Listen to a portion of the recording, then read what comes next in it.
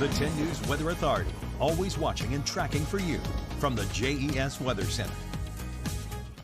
Good morning, everyone. Here's a live look at our Skycam network showing pretty clear and calm conditions basically all across all of our zones. Temperatures are very, very chilly out there once again, so we're starting off in the upper 20s and the lower 30s, likely going to have some patchy frost out there as well, as our dew point temperatures are in the mid 20s. So that means dew point depression 0, the air can become saturated and then condense on surfaces, and so we're seeing a little bit of patchy frost across some of our yards and some of our windshields early on this morning. Yet again, today will feature lots of sunshine. It's going to be warm out there. Temperatures get into the 50s yet again, just maybe a degree or two warmer than what we saw yesterday, 52 to 56 across the board. Nathaniel, if we can get rid of this this little banner there so we can see Southside. Thank you. 55 degrees for Southside this afternoon. But what the big story is for today, for at least the southeast and for the central parts of the country, is basically this storm system that's going to be building through. Notice these clouds right here, this fine line.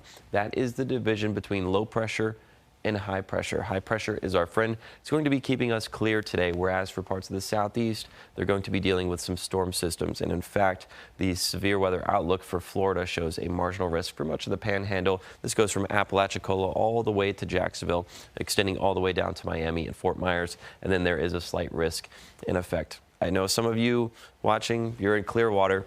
I've had some of you reach out on Facebook and ask me about some of the severe weather. It is possible for parts of Florida, but as we take a look at the regional picture, the storm system is going to stay farther to our south here in Roanoke. So we're going to see a couple of upper level clouds build through as there is outflow with this system, and then it's going to track through, and we'll have lingering systems for much of the southeast into Monday, and then Tuesday we'll have clearing skies as high pressure really builds in and takes over the east coast of the United States. Now with that, we're going to be turning warmer for much of the southeast, much of the east coast, and much of the northeast. Temperatures get into the 50s and 60s, and we're going to be staying dry through Thursday, and Friday is our next chance at seeing some rain.